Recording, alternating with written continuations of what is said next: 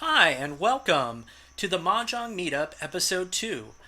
I'm one of your hosts here, Frenetic, and I'm happy to be joined by Daske and Shinki. In this episode, we're going to be talking about our weekend of Mahjong, where Daske and Shinki came up from north and drove down and stayed at my wife and I's house. And we actually played on Saturday night for the grand opening, or actually it was like a soft opening for uh, the Japanese Mahjong Club. And I'll tell you a little background about that. And also, we had a PML SoCal mini tournament where we had 12 players play, and I'm going to do some background on that as well. So you're in for a treat here on the Mahjong Meetup. Um, well, without further ado, I'm going to go ahead and yield the floor to Daske and Shinki. How was your drive down from NorCal? Uh, Quiet as usual. Pretty Mostly just quiet. like talking about mahjong stuff and whatnot on the way down. And Yep, an awful lot of an awful lot of Daisuke calling me trash, an awful lot of me calling him trash, and a lot of discard discussions, random things like that just happened. wow. So, It was actually it was actually pretty interesting. So we drove down on Saturday and because we were planning to go and meet up with that Japanese club around 7:30 or so. Right. So later that night when we actually ended up playing, um, we had like a couple people there at the Japanese Janso. One is what are we calling him on the this M-san. So one Emsan. was M-san, Emsan, Emsan. yes. and another one was his Shisho. So like basically the guy that taught him mahjong. And I Hmm. played his Shisho before in the Jonso down there, and he's really good. Because you can usually tell when like you have the players that are just like okay I just kind of go with it and win, and then you have the other players that just feel as though they have like I guess complete control of the game. The ones that are always like Yes. watching all the different discards. The one that you're just like, man, if that guy was playing on Tenho, he'd be like, ho or ho table and whatnot. Yeah, you feel Um, like you have to fight for every single point that you can possibly get playing against them, and a Oh. single yeah, mistake is, it could cost you the entire game just because your efficiency was not as high as it could have been, or So you you didn't could read the feel table it. situation correctly. Yes, you can Oh, feel feel the the tension pressure. as you're playing players like So, that. so, um, oh, by the way, are you guys seeing it broadcasting live on the Twitch chat or Twitch channel? um, yeah, it's on there. Okay, so Yeah. it's online. Okay, just my end. Okay, so you could feel you could feel the pressure. Was he any of yours Kamicha or Shimocha or In the game that we played, actually we played, well, actually with Shisho, I believe we only played maybe a couple times. Yeah, I But think we in only that played one game, game.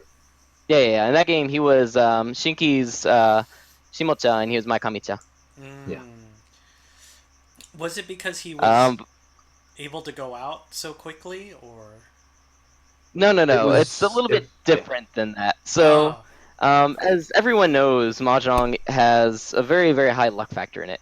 And by the way, that night, like the goddess of luck descended upon Shinki, and that was a thing to be talked about in a bit. But anyway, Yep, yep. so Mahjong's like a lot about luck, but you still have a lot of skill base, and it's mostly an information gathering game and using that information to get like slight advantages throughout the entire game. mm-hmm. Um, he is very, very good at doing that. The amount of information that he takes in and stuff that he notices is basically from his years of experience. I believe he also worked at a Jonzo down there for I think almost a decade or so as a member. Wow, a And decade. so Mm. he's yeah. So he's a pretty interesting player, and he's been playing mahjong long before then too. He Yeah, played he's a back strong in I player. believe. Hmm, He's a before they strong moved player over in Hindi here, I fights. think they said he was playing in Nagoya as well, John So down there. So yeah, it's very interesting. But so the way that night went was I've been down there before, and they kind of like know me. But this is the first time Shiki was down there, and so I was like, all right, Shiki, you gotta go do good. Show them that you are the best. Trash. But anyway, we started out playing with a girl, Jason, who owns the club, and then also Imsan, and that game was stupid. Uh, It was Shinky, beautiful. I think you can explain that better. Sure. So I'll go into it a little bit. Basically, there are a lot of people in the Mahjong world who dismiss Nagare as a fairy Nagare. tale. And I used to be one of those people, but after that night, I think I'm a little closer to being a believer in the power of Nagare, because that entire game, the past those 2 or 3 games that we played with M-san and J-san together, like it was really. I kind of just started with smaller hands and then gradually worked up to, Mangan, Mangan, Haneman, Haneman, and then it culminated in a Suanko Honitsu one Dora, which was just the silliest thing I've seen in a very long time. And it was great. That's pretty much all I could say about that. Oh, it was horrible. He had like 80k Yes, points at Astropop, the end of Nagare it. is real. Now you God, know. oh my God, no, it was okay. So we had one game where on the second turn, one of the players goes over there and does a second turn reach. Not during the first Ipatsu throw, but like the second throw. So in other words, like the fourth throw of the game with basically no information out there about this reach. Shinky's just over there, throws a red 5 out, red 5 of Manzu, and it passes. But later on, I'm like, why the fuck did you do that? That is so bullshit. You were not supposed to get that. And you can go explain your interesting theory about that. Sure. So here's the thing. There's actually a pretty big difference with how people play mahjong in person versus how they play on Tenho. On Tenho, there's you can't really get a lot of information about a player's hand from the player themselves. All you can do is see their discard pile and wonder how long they took to discard and whether that's an indicator of whether they're thinking about their discard or whether they shifted in their chair, turned around to grab a drink or do something. It could be any reason why they're hesitating with their discard. But M-san on this second turn waited to discard for a couple seconds, hesitated, made a small noise, and then decided to declare Ricci. And that actually made it seem like to me that he was waiting with a marginal weight with a reasonably high value hand. So just a guess. Not a great guess, but a guess nonetheless. I kind of figured that the red 5 of Manzu was safe, and then I just threw it out. I didn't trust myself so completely that I threw it on the first turn, but after thinking about it and avoiding the Ipatsu, I kind of just thought, okay, this is probably fine. I'll wait and see where the danger area is because the edge tiles are now way more dangerous because it's a marginal weight that he didn't want to reach on, but his hand had good enough value that he wanted to reach it right away. Consequently, that hand went around until I believe the second to last draws, and he ended up winning that hand with a second turn reach Baimon. Yes, On he won it what was, because I believe, Sasuke dealt in with a Yankee. quiet you. I got Suanko, or no, Sanonko Senpai. I gotta go take that. But yeah, he was Yeah, waiting on, I believe, the two Pinzu on that one, and I was just like, man, I haven't seen any Dora, but second turn reach. Technically speaking, you don't have that much time to build up your hand, so unless you just like magically start with everything, even if I do deal in here, then it should be reasonably fine. Drops it, run, Richi Dora. I think it was Dora 5, and then like flips over 2 more Dora. It was like, yeah, fuck it was pretty this. scary. Yeah, But Cold Winters kan ulan is a marginal weight, but it was I can't say it was the correct thing to do, but I wanted to make an impression, and I believed that it was safe enough that I threw it out. yeah, I could have I think. Yeah, I think when you're, winning like 12,000, 12,000, 8,000, 8,000, and then top it off with, dealer reach, I'm going to, or not literally Okake, but push that, and then, Tsumo. Oh no, you were dealer, weren't you? I Yeah, think you I got it. was Yeah, yes, you were. So yeah, and then he got the dealer Suanko, and it wasn't just a dealer Suanko. No, no, no. This was a dealer Honitsu Suanko. Just Oh. just to make it that much more. What the fuck is this guy? Yeah, But that was so just as after pretty that, as it gets. yeah. So after that, M-san's Shisho came in, and so now we're like, oh, okay, this is gonna get really intense now. And Mm. so we sit down on the table with Shisho, and I hated that night. I was like, I can win a single. Actually, no, I think I won two hands. They're both off Shinky, but I Yeah, couldn't win I delved into some anything. cheap things, and it's yeah. Yeah, I couldn't deal into anything that night. But later in that game, going into like I believe when was that? It wasn't old ass. It was still about like South One, I think. Something like that. So Emsan went on a complete rampage that in the game with Emsan's Shisho. Oh. That was he was basically doing the same thing that I had been doing. Yeah, it was pretty scary. He just kept getting to Tenpai, fifth turn, sixth turn, Richi, a few turns later, Tsumo, and then it just turns into a Mangan. It was good. It was good for him. Oh. So at Hmm. that point, I had won a strong hand in the beginning. I think it was a Haneman Sumo as dealer, but it still wasn't enough to put me in first. That was how much Emsan had been getting out of his hands in his dealer turn. So Wow. Dasuke and the Shisho were both very down. Emsan was up by a lot, and I was, I don't know, like 35 ish, roughly. I think so. Not too sure. Yeah, about 35ish. Roughly. But anyway, so he went over there with his hands, and on the way down here, we were talking about some of his discard decisions and his like logic behind that. One of the ones in particular that we were discussing a while about is when you have a 1-2-4 shape. Um, Title efficiently speaking, you usually throw the 1 Yeah. because if you have a 2 and a 4, then you can draw a 5 and then change that to a 3-6 Dianmin weight. Hmm. But Shinky, especially with higher level players, likes to throw the 4.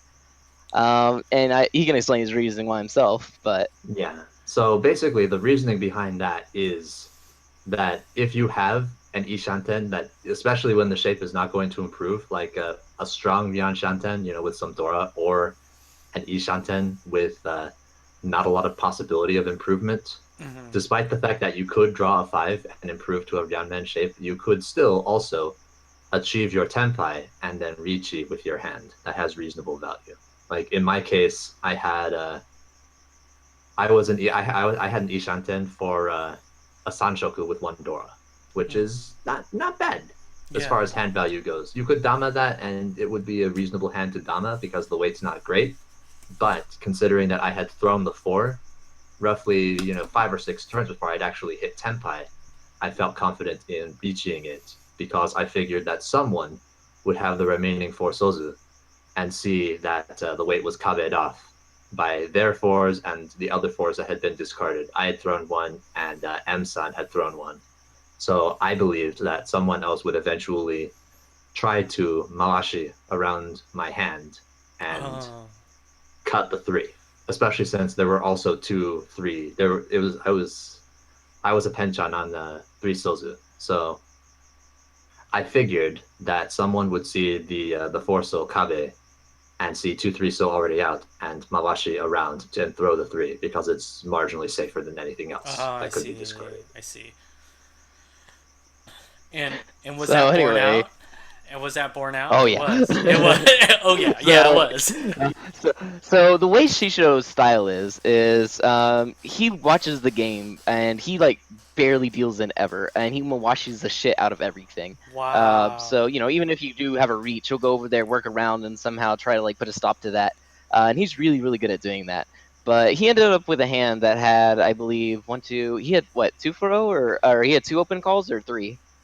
I think it was 2. I think he made the third call and then he dealt in. Oh yeah, that was it. Yeah. So he made the third call with his hand, and he had remaining a 3-3 4-4, I believe it was within his hand, or he had He a also had a two. 2. So He had you a guys He two had. had, three yeah, it was three. yeah, that was it. It was a two Oh. three three four four, and so because he had those 2 4s, which were the remaining Kabe, and then he had those threes as well. Um, Even though he technically could drop the 4 and take Tenpai with 3, because the other 2 3s are dead, that would technically be a no-win Tenpai. Whereas in the case of the 4s and 1s, I still believe at that point, from his point of view, there were still 3 1s remaining. So it wasn't that bad of chance for him. Not to mention because he had the fours and Spencer or Shinky dropped the four earlier before way before his reach. He figured like yeah, it's copied off, got the three, this is perfectly safe. Throws it, run. Hits him for a Mongon, Toby's, and Shisho was just like, damn, except in like the Japanese way. He was like really impressed. Not. He was like, oh, I'm surprised that, or like, oh, I'm sad that he dealt in, but no, he was really impressed that he just got like set up into this like trap that he just like fell face front into, and he's just like, wow, this doesn't happen to him often because whenever he plays down here, no, she was like top of the top, but falling to this trap over here left like a really deep impression on him. Um, Even the next day, we went out to eat with Emsan, and he's like, "Yeah, Shisha was telling me he couldn't sleep last night because he was just thinking of, that Kavitov four trap that he put him in." And it was like, man, That uh, that that that phrase made my weekend. I wasn't expecting to be anything that do anything cool when I went down there. I kind of just No. thought, okay, I'll play some mahjong, I'll meet some new people, that'll be all fine and good, and I'll have a good time, and then I will come back up to NorCal. But that actually just I don't know. It was just a really good. It was just a really fun game of mahjong because even though it it was kind of just M-san going on a rampage and then me managing to trap Shisho in this single moment where he made a small mistake, but it's still just satisfying. yeah, definitely satisfying. Like And I could tell throughout the entire game how strong Shisho and also M-san were at the game just because of their sense. I'm going to use old school language, but There's their sense. sense, sense, right? sense. Yeah, As it's sense. I'm tapping my forearm right now. Right there's how strong you are. Yes, Yeah. Uh, yes, definitely. and I just like to interject here. That's what it's like to play live tiles, like in a live setting, right? Um, Yes, live tiles. There is no substitute for playing with live tiles with people, regardless of whether you know them or people you were just meeting for the first time. Mahjong is the way that everyone gets brought together, and Mahjong is the way that everyone can marvel at whatever cool situations come up, or even if you have a dull game, you can just say, well, next time maybe it will be a little more exciting, and then you just go back and you play again.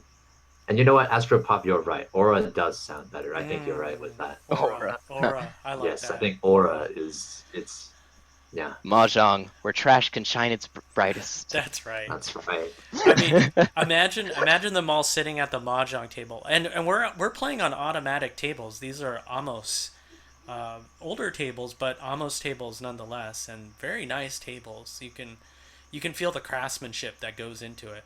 Um, uh, Playing live tiles, and Tenho is good for training. Yes, if there's no other option, but I think what we're trying to do is growing as like PML organizations like Narma. I advise you at home, like if you get a chance to play live tiles with a group, or perhaps start your own group. Like be courageous. Buy a set, buy a junk mat. Bring it to different spaces and see what players you can recruit. Um, Yeah. Daisuke, you just posted on like a good tutorial that you used at PAX on the Osamuko Oh blog, right? yeah. On Tibet rules. So I think yeah. So I think the last meetup I talked about when we went to PAX and a certain rule set that we played over there. But on osamuko.com, I posted up the email that we got from Ben explaining how to go over there and um, start and teach that. So definitely, if you're interested in teaching people mahjong or you want to try that style out, check it out. It's pretty interesting. It is. It's very interesting, and I'll put the link in the YouTube description. Um, Sorry for the segue, but let's talk more about. You had that great moment, Shinki, and Hmm. let's talk more about the Japanese club when we walked in. It had this special feel that mahjong clubs and jansos have. Like, so we go in and the layout is like kind of in this office room. It's kind of mysterious, yeah. So I don't think You will enjoy neither that. you or Shinky have been in another Janso before, aside from Kaguya-san's. Yeah. But the style that they pulled out over there Keisan, at their place Keisan. is very it's a very Janso-ish layout, especially for smaller Johnsos.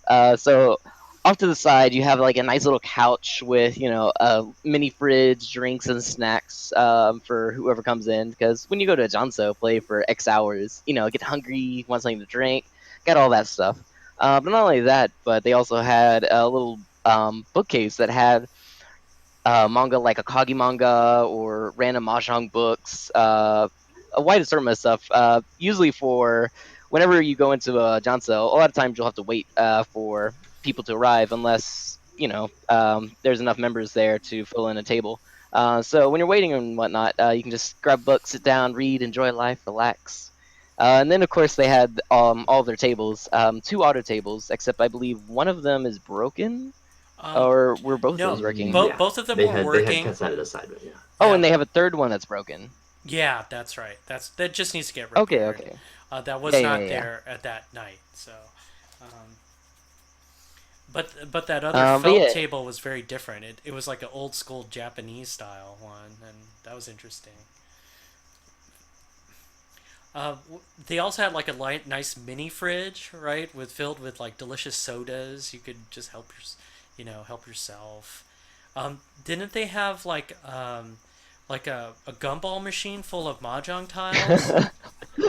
yeah, that Oh was yeah, really that was fun. actually a cool thing to talk about. Yeah. Yeah. So they had an extra set of tiles and they put it into basically like those one of those little gumball machines that you see here and there. But it's they put in a set of mahjong tiles in there, and you could put in you could put in money, you could turn the knob, get a tile, and then if you got a special tile, if you got their logo tile, the Ipin, or if you got an Akadora, you could redeem it for a special prize in the Janso, which was just a very cool, fun little thing that added a lot of personality to it. That Mm. otherwise you wouldn't actually you wouldn't really get that impression that it's friendly and trying to get people that may not know a lot about mahjong into mahjong, because that's a fun thing that anyone, regardless of how much they know about mahjong, can have fun with. Except for their gumball thing, you don't put in money, but it's just turn one. So how Oh they yeah, yeah, described it, yeah. they said it's like, oh, it's a mahjong gacha. Oh So yeah, you're whenever, right. yeah. So whenever It's a people can come gotcha in for like the pong. day and the Gotcha gotcha pong. pong. But whenever they come in for the day and they're like, yeah, they can go over here and like turn these things, this thing, and if they pull out the e-pin, which because their logo is on an e-pin, or if they get a red 5, then they'll get some points. And then they have an entire little reward book of based on the amount of points you get, you can like buy different things. The low ones being something like cup ramen or a snack, and then going up to higher ones have like books and sets and whatnot. So it's really Yeah, interesting. Yeah, you yeah, could it's a get lot of fun stuff. like a logo towel. I think one was like you get like The a logo tower. yeah, like you get like a Coke. One like some free entry to the Mahjong Club. They also had another kind of binder with um, menus for places around. The couch was really nice. Had a nice covers. It was all relaxing. Nice wood floors. Everything about it was just really, really nice and comfortable. Yeah. So XGO, the thing about this is that they have only just recently opened their doors.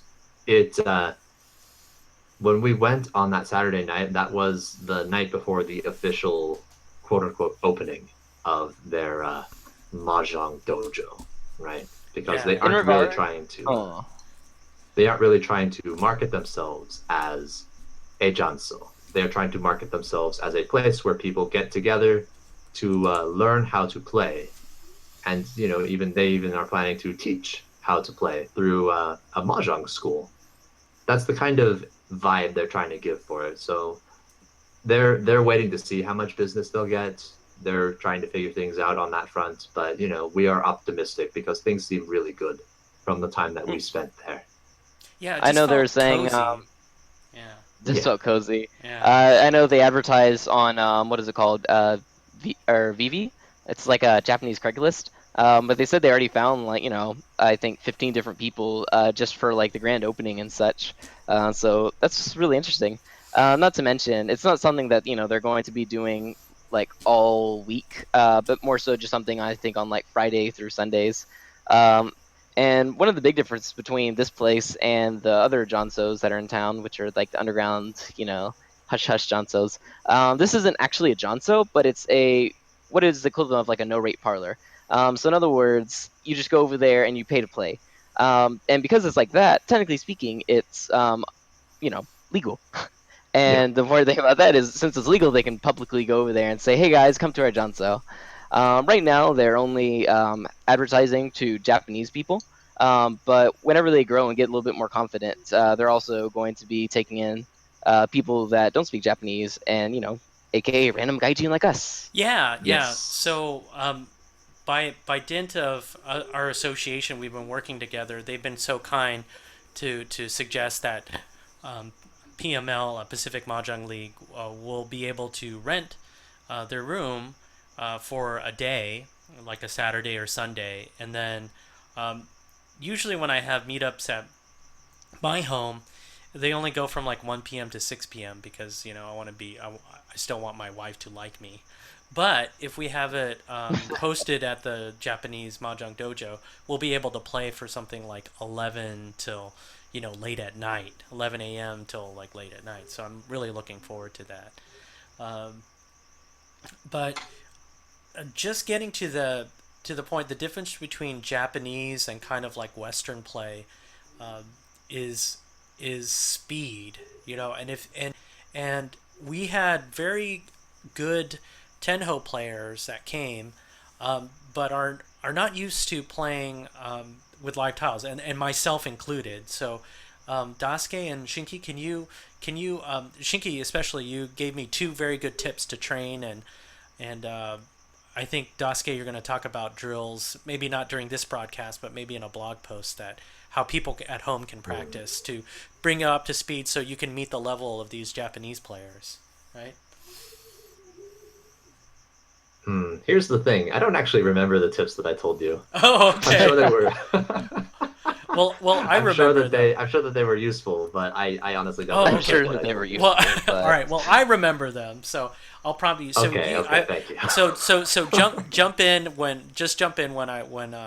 when this starts sound familiar. So I remember the first one Okay. you told me was, when you're calling a tile, discard first, and then you can grab Oh, the that's tile right. later. So discard, show your tiles, grab the tile, and then do it. That way, the other player can just move on with his oh, or her turn, right?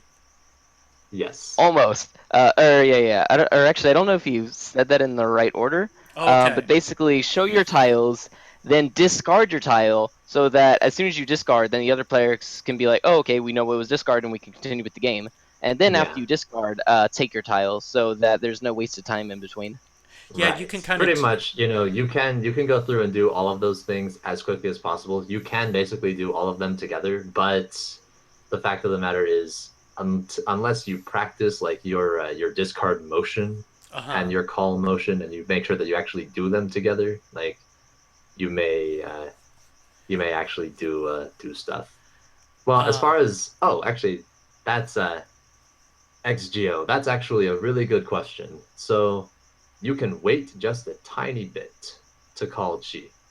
What you can do is most of the time people will be very fast to pawn tiles, but if it's in a marginal situation, you can pause for half a second to a second and then call your chi. I'm not great at being patient enough to hide that fact. A lot of people have pawn tiles that I have tried to chi because I instantly chi, and it's a little bit frustrating. But sometimes that's Life. it's just patience. You just have to Or learn. or it could be like that one game they were playing, I think a month ago, where anytime a person would call Chi, someone would be like, "Khan!" And the entire Oh Hanchan we yes, had, it was a stupid game. But literally every single hand in the entire Hanchan, no one won a hand unless there was a con out on the board, and that was not intentional. That was just because we were playing, being really, really good players. Yeah, we had fun that game for sure. uh, so Hmm. horrible. I think you okay. So XGO. Technically, you can call pawn to deny a chi, but it is extremely, extremely bad table manners. Yes and no. Depending on the speed at which you call pawn. In Japan, you have this thing. Oh, I'm probably gonna botch it. I think it's called like a demapon, where y yes, you're not supposed to say like, oh, chi, pon, kind of sort of thing. But as you get like faster and faster at the game, you already know what tiles you can take and what tiles you can't take. And so as soon as tiles come out, you can instantly decide, oh, I can pawn that. Oh, I can't chi that. And especially at really high speeds, when it goes chi, pawn, then that's basically viewed as being at the quote unquote same time, or in other words, the pawn will take advantage, or become, oh, or what's the word I'm looking for? Take preference over the chi, and so the pawn gets the Oh, priority. But mm, Yeah, let's use it. a lot Yeah, of I was that, gonna say yeah, let's yeah. use But priority. the reason why they add that rule is because, like, oh yeah, if they call at the same time, then it goes to this person. But whoever calls first would actually get it. Though because people play at a varying speeds, there's usually a little bit of time lap in between that they allow to basically be counted as the same thing. And then as players get better and better and better, they can instantly just say, "Oh, look, someone cheated. I'm gonna pawn," and so it becomes cheat pawn, kind of sort of thing. Yeah. So technically, it is possible to deny in that way, but if you do it enough, people will eventually know you as that person who does that thing that nobody likes. I don't know, And and I would say that's more of like a Western thing or like our club thing because over there in Johnstone's it's very very very common and almost expected. So hmm. mm. Okay. Well then, well, to, truth be told, this is almost exclusively a foreign audience, I'm sure. So for yeah. the sake of talking to our audience, you Yeah, will be that guy. yeah. Don't do that. And I think let's try reaching for good form and good etiquette first, and then maybe figure that out later. So um, you can almost do this pawn or chi in like one motion, kind of where you knock you show your tiles first, because I noticed you just like dropped the two tiles with the hand that had the tile in it that you were going to discard, yeah, or you just knocked him down with one hand and then reach for the tile and discard in very short, So right? there's a lot of little stylish things you can do, but for the most part, you don't really need to worry about those because it's Oh, kind of like a tarimaida, kind of like the obvious things. But mm, the main things is like chi and such is, or and this is true for every single discard, and one of the biggest things that slows down hands. Um, People waiting or figuring out what tile to discard. That usually takes okay. a very very long time for a lot of Western players. And This then is the the second. second time. Yeah, this is the second tip Correct. that you told me, Shinky. Right. And then the second thing that a lot of people do, especially in Western Mahjong communities, is whenever they discard it slowly out. But the way they discard is they have their hand right over the tile, and then they slowly move back their hands. Uh-huh. And whenever you do this, the other players cannot go until they can actually see the tiles that have been played. Because if they cannot see the tiles, then obviously they don't know if they should cheat, they should pawn, they should run, etc., etc. Yes. Um, so when it like and especially in styles that promote speed, for instance, Junkie do, one of the biggest things is just whenever you discard, remove your hand from the tile as fast as humanly possible so that other people can see it. Even if it's just like put it out there and then it's kind of not perfectly lined up with everything. Oh. Uh, as long as everyone can see it, it's okay because the game can continue forward, and then afterwards you can just straighten up your wall.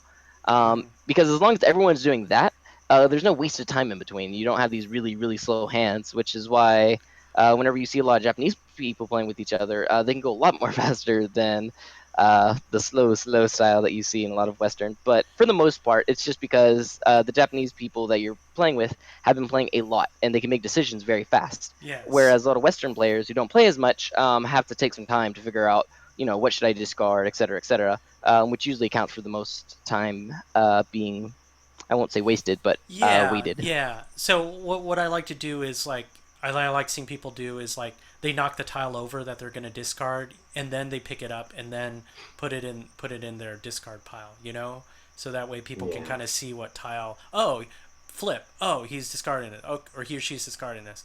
Okay, now he's putting it in. Okay, I know what tile it is. I'm going to do this. I Also, think the best thing, yeah, I yes. think the best thing to do whenever you have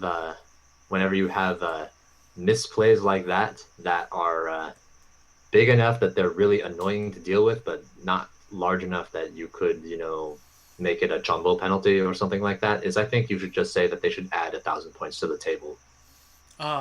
Ah, that's a good. Add That's a some good. kind of add some kind of light penalty so that they are a little more careful when they draw their tiles or are reaching out for the wall. Mm, But don't seek to punish them severely for it because yeah. punishing them severely is just saying, "Hey, you suck, and I don't want you to play the game like this." Mm. Like it's a little too much when you need to be gentle with players who are obviously, Learning as well. Yeah. not focused, not as strong as you, etc. Whatever vocabulary you want to use to describe it, like you kind of have to simultaneously be gentle on them and also be strong enough to discipline them to know that Yeah. you know You have to show to know what they're grace. doing. You have to show grace. Yes. Be graceful about. It's one thing to be strong, and it's another thing to be grace. So strength with grace. Great. Yeah, great to be Yes. gracious. Um, so I'm gonna take that to heart, and I'm trying to work at that too. So the next day we had a great breakfast. If I do say so, but like cornbread dressing and homemade bacon and some coffee at House Frenetic, and we went over Oh yeah, it to. was fantastic. Oh, thanks, guys. Um, Delicious. then you get taken care of when you stay at House Frenetic, and then we went to the actual grand opening. So I'll leave it for you guys to talk about that.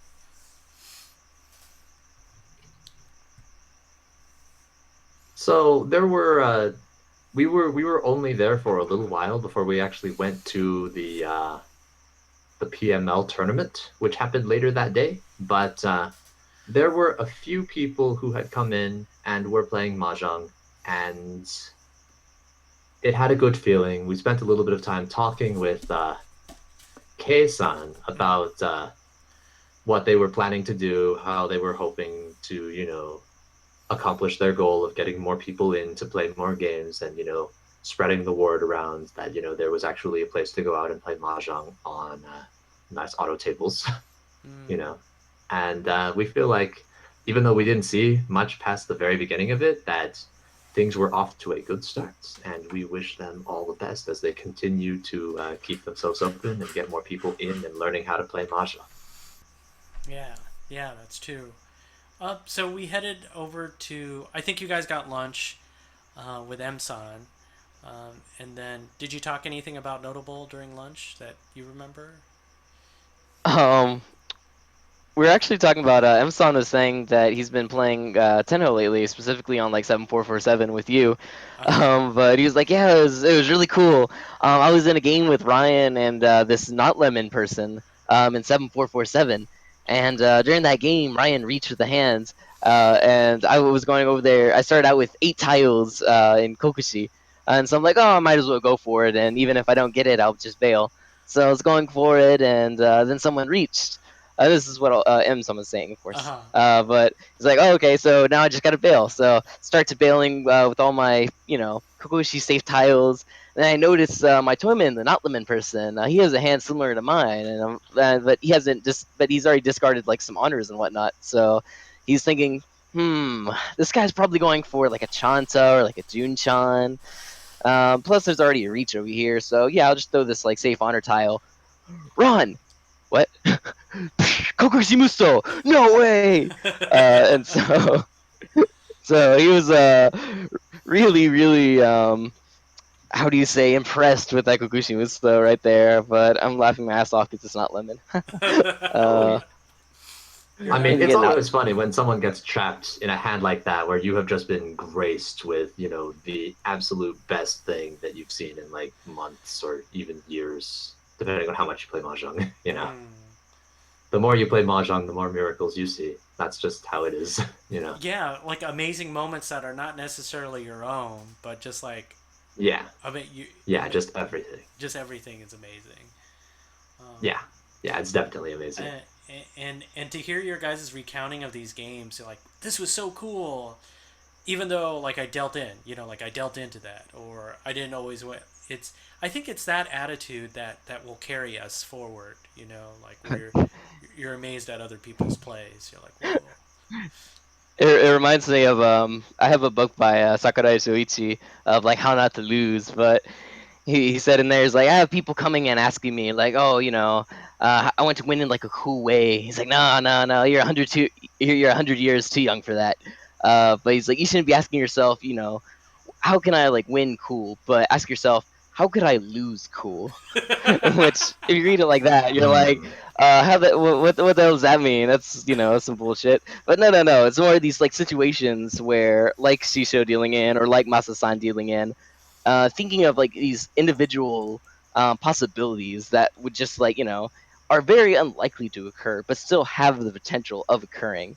And for instance, like dealing into like a Kabed off Hellweight Tunky and whatnot, or dealing into like Kokushi after Reach with discard pile like that. Kind of sort of things that just go over there and add on to this like I'm trying to get better at this game, but a lot of the times you're not getting better just through winning, but also recognizing your losses and like how you lost. So yeah, it's pretty cool. It's Yeah. very difficult to recognize losses, frankly. It's there are a lot of times where, as a player, you can think, I've done everything correctly. At least you feel like you've done everything correctly. And you can wind up never putting a hand together in a game, or even, in a long streak of games, you may kind of go on tilt a little bit. You may even go the opposite direction and just feel like you are on fire. You are unstoppable. Every decision you make, even if it's like a retarded, terrible decision, still works out in the end. Um. And that feeling can those feelings, positive and negative, both obstruct people from becoming better mahjong players. So if there is a takeaway from this meetup today, you aren't unstoppable. That's right. Not lemon. Yeah. Not Yeah. lemon. Not lemon. Oh and, my and gosh. speak of the devil. Hey, not lemon Yes. senpai. It was kind of funny because I was introducing M-san to her. I was like, okay, guy, yeah, we're going to play Be Gentle, M-san. And then the gong hits like, Kong, Yakuma 32,000. I was like, oh, Got him. got him. Yep. Told the wrong person to not be gentle, right? Now, not lemon is an immortal god in his mind. Yeah, yeah. So, It's beautiful. so we get to the Jonso, the underground Jonso, and I had to get there early because I wanted to make sure everyone got in there, and there was my phone, so I went there ahead. I didn't go to lunch with Shinki, Dasuke, and Emsan. There's a really great soba play. Did you guys go to that soba place? Oh yeah, it was really good. Yeah, Yes, it was good. yeah. Um, And Imsan played. Woo. oh wow, Yeah. wow, go Emsan. So a lot of interesting interjection. Don't let me forget Dasuke. So I go to the Jonso and I'm getting everybody in, and two people don't show up. So, and I'm like, what do I do? What do I do? So I talked to the Taisho, who's the owner. So I'll refer him to the Taisho, and I was like, Taisho, they're not coming. Can you play? And he was like, Kenko Mahjong. Like, okay, I guess.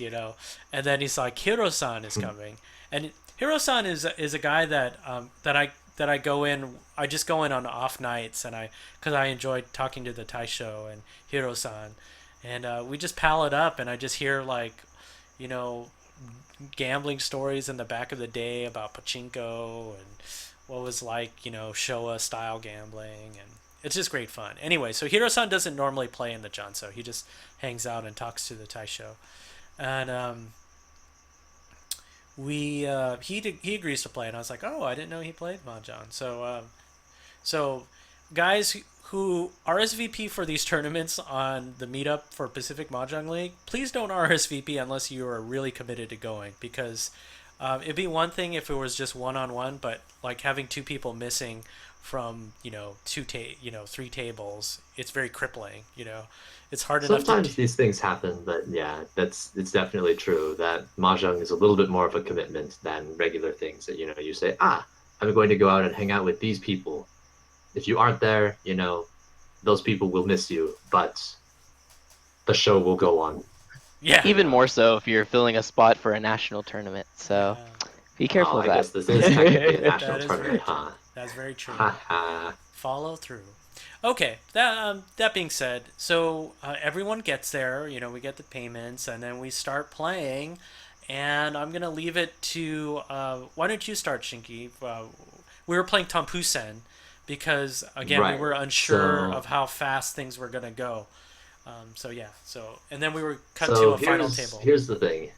My story about this tournament sucked. I spent a lot of time going for really, really flashy, crazy hands, and none of them happened. You And used up I all of did your not luck. place into the final table. Yeah, basically, if you wanted a short version of mine and Dasuke's trip down to Southern California, it was I took the first day, Dasuke took the second day. Oh, But yeah, my tournament was not very great. I pushed a lot of bad hands, and I think I wound up in like second, third, second, or something really boring. Like is just not. It was okay, but it wasn't very good. Sasuke, on the other hand, you can talk about that. This is your moment. Okay. So we go over there, and when Ryan was originally asking, like, how should we set up this tournament? Because he wanted it to be basically a 5-hour mini tournament. So we say tournament, but it's more of like a clash. yeah, yeah, Um, clash. so we had, Basically, yeah. yeah, yeah, yeah. So we had 4 tables, and I suggested to do Tompusen, not only because they're really small, but if you had a nice high enough even with a small amount of time, you can still get some very situational play in and have the players that know how to play for this have their skill rewarded very much so. Um, which happened to be the case because out of the, I think, 3 Japanese players that we had there, 2 of them ended up on the final table in first and second place, except Mm. Imsan bowed out because he had something up.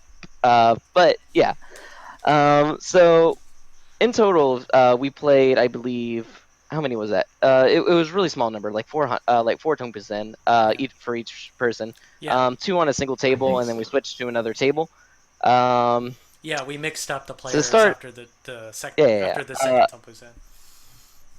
And as far as the players that were there, we had a lot of players. Well, everyone's from Southern California, minus me and Spencer, or me and Yeah. Shinky. One of them Yeah. was sixth on Tenho, Nakolta, and then you had some other Tenho players who were like third dan, fourth dan, and other people from local get-together groups Yeah, that kind of just like Riverside, I believe. meet, Yeah, yeah, Riverside and play friends. Uh, so we went over there and played, and the games were pretty interesting.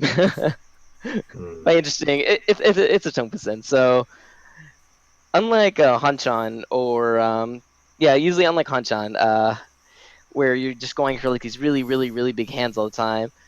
Tonkasen is more of whatever comes to you, go for it, and then play to your situation. Especially in the rule sets that we're using, which WRC rule set, so we're not using red fives, and Tumblesen without red fives is very interesting, especially for the people that are used to playing on Tenho all the time. So most of the time they're only going to get like 1k hand, 2k hand. Sometimes you might get lucky, get a little bit more. Then you had It's people like very Masasan. dull. Yeah, It's then you very had people dull. like Emsan. Emsan that Yeah, would go over there and get like, oh, Healer Haneman. Sorry, guys. Um, but yeah, so after the first game, which they were all very, very close games, I ended up really luckily, I think. Um, what was that? It was 1-2. It was 1-2, 1-2, I believe, for me. Um, Mm. and I somehow made it on the final table. The day before, I was like, playing absolutely horrible and couldn't win a hand. And then on this day, it was just like, oh, hey, we're really sorry about yesterday, with all that luck and such. So we're just, going to pay you back for all of those games. consequently, we're going to do it all in a single game, which is just going to happen to be the finals. So even if you don't want to win, we're just going to let you keep winning. And it turned out really stupid. Spencer, you were watching. What did you see? I saw a lot of very funny hands. You were very Bullshit. frustrated, but that made it It all the was, more interesting for me to watch. it was so stupid. And okay, so I know that a lot of people, well, not a lot of people, everybody, everybody does not believe in Nagare. Everybody doesn't believe in personal biases towards hands. It's all statistics, it's all of that stuff. It's very, you know, it's interesting, But in my personal experience, I have a tendency to get two kinds of hypai. Hypai that are biased towards Chitoitsu and hypai that are biased towards Kokushi, and that's about it. It's all how So you look at it. when I was sitting behind Daisuke during the final table, I saw him get a lot of pairs. And it was really funny to watch, especially because he hates pairs as his Yaku. He hates So, Chitoitsu with a burning passion. so And he won. there, I think he sumoed. I think he won or sumoed like 3 different Chitoitsus during that final table when I was sitting Whoa. behind him So watching him. so So was it all. was just, it was a delicacy. It So, was so much fun to just watch. So to give you a little background on this, whenever I watch Shinky on Tenho, I'll always look and be like, oh, look at that hand. How many chanted is that? He's like, it's this many. I'm like, wait, what? What are you gonna go for? You have like a couple Dora and you got like a really quick Tanyao or nice Pinfu. Nope, Chitoitsu. You are not going for Chitoitsu with this hand. 5 turns later, Tenpai. Um, and so I always say, like when he's watching me, I'm like, oh, quit cursing my hand, because whenever you look, I'm just gonna get lots of pairs and such. And during this entire like final round, people were standing around us watching, and he was right behind me. And so whenever I would get a pair, he would just be like, oh, and like pull back my chair. I'm just like, oh, stop it. But it was pretty interesting. The game started out really slow, and it was basically just kind of like a dogfight between Hiro and one of the other players. But then after that, I won a Richi. It was a 5th turn Richi with Chitoitsu Dora Dora on a Suji trap on a 9 Sozu with one of them out already, which is Yeah. really nice. The And best part about it was that the Dora weren't actually in his hand; they were Uradora. Dora. It's the icing on the cake. It's just, you think this hand is absolute garbage. Oh wait, it's not anymore. wow. That's just So the after beauty. yeah, so after I won that, I proceeded to win 4 more times in a row as dealer, which basically 100% decided the game.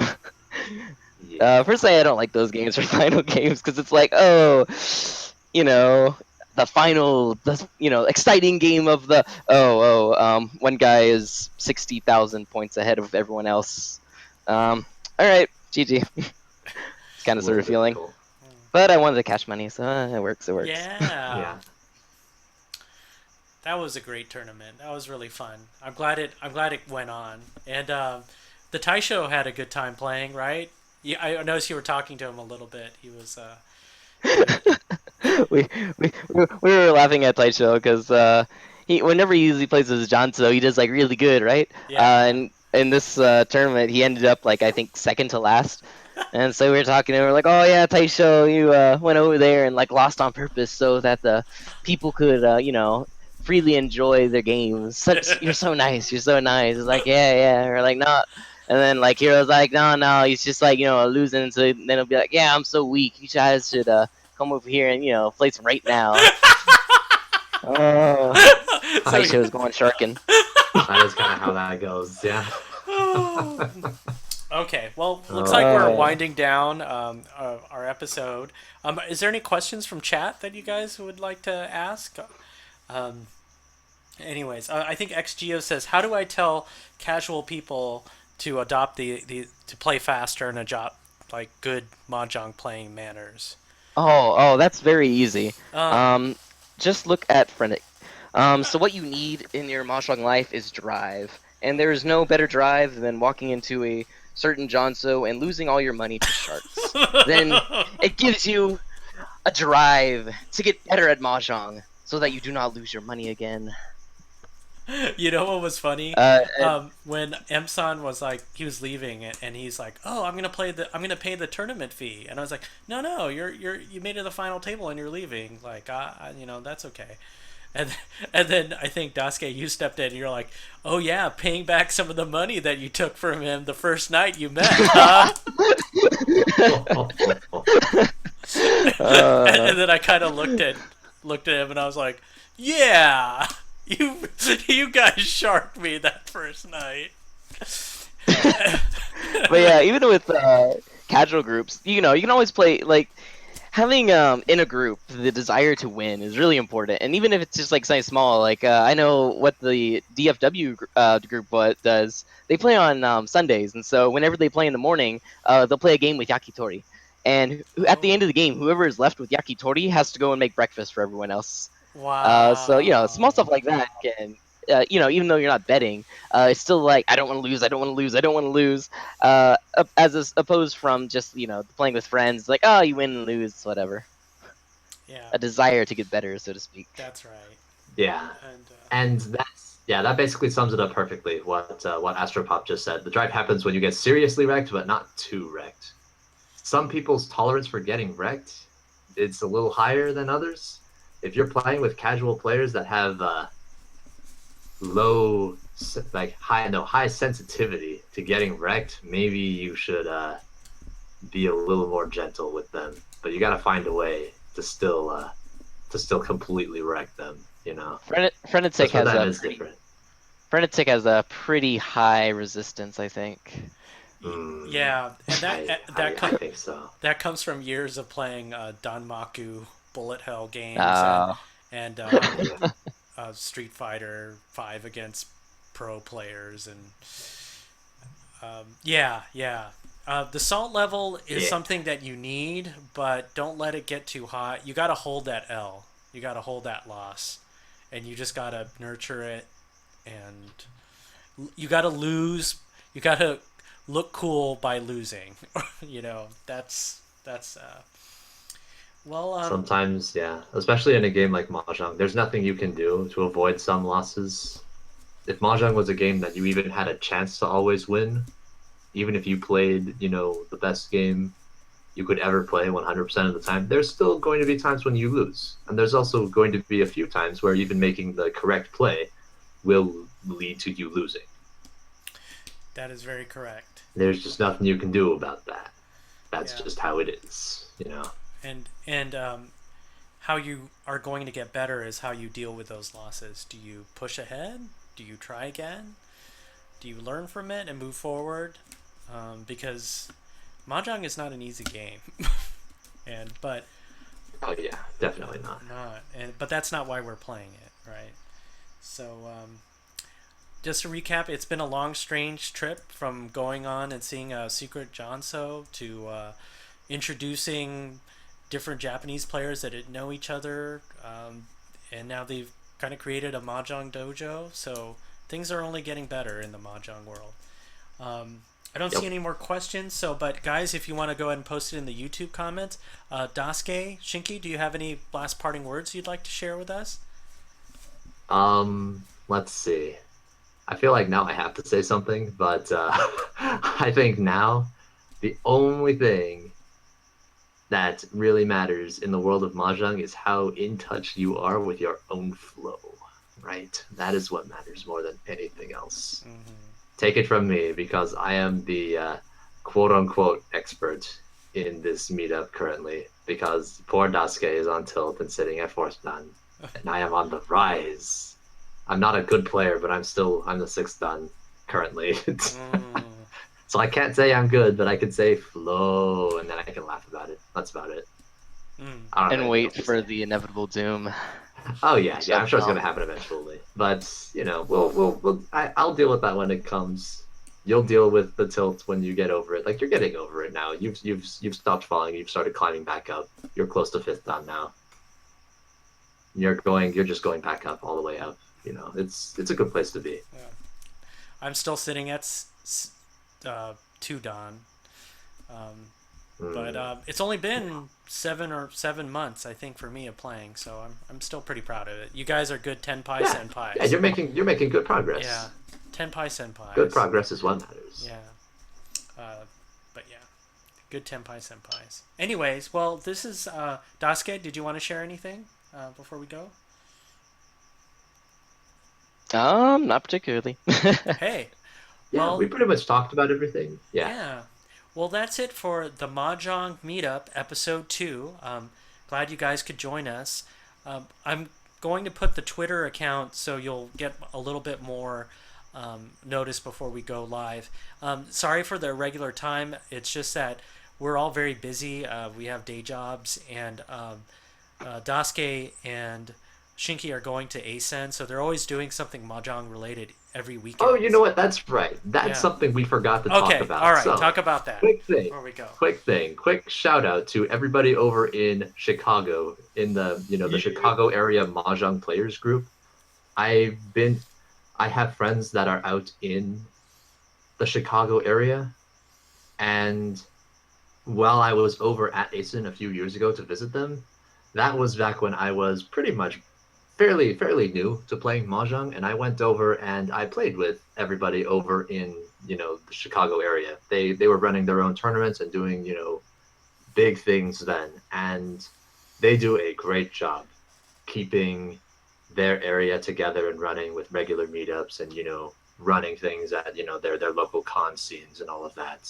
And they're all really great people. If you are out in that area, Chicago or just I guess Illinois in general, and you should go through, and they have a Facebook group. You can actually check them out if you want to.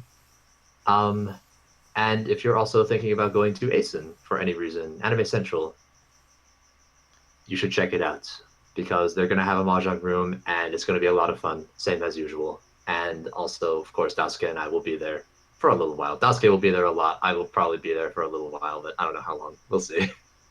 Also, for anyone who's going to actually, when is Fanime? That's next week, right? Oh yeah, Fanime is 2 weeks from now. Oh yeah, we should advertise our own con instead of spending all our time talking Yeah. about Chicago, right? Yeah. So Uh, yes, so yeah, we're gonna be PML hosting NorCal. Yeah, it's going to also be PML at Fanime. 24-hour mahjong, Yes, 24-hour mahjong. It's very nice. aka when you're drunk in the middle of the night, have nothing to do, and you happen to be at Fanime, might as well come play some mahjong. Yes. So before, yeah, that's basically it. We're going to be running teaching tables and doing stuff. So if you, for some reason, are tuning into this meetup and are actually curious about learning how to play Mahjong, if for some reason you do not actually already know how to play, but you are interested enough to watch this, and you happen to be in the area, you can stop by Fanime and we will be happy to show you how to play in the gaming room at our teaching tables throughout the entire day. I'm not expecting anyone to be watching this that doesn't already know how to play Mahjong, at least at a basic level. But if you are one of those people, come on by. We'll be happy to show you how to play. Yeah, or if you just want to come and hang out and talk mahjong, there'll probably be other players having like a experienced player table, anyways, where you can play pickup games. So Yeah, you can do that too. yeah. Those are definitely almost always going on too. Well, that looks like that's it for the Mahjong Meetup episode 2. Thanks, Shinki, and thank you, Daisuke, for coming on the show. Uh, we're gonna just keep on going as we can. Maybe we'll do something another 2 weeks where we recap Anime Central and Fanime and talk about your experiences there. Okay. Well, guys, we'll have this uploaded on YouTube. Again, thanks for joining us. Here's to many more episodes in the future. This is the Mahjong Meetup, Yes. signing out. Catch you later. Yep. Thanks for tuning in.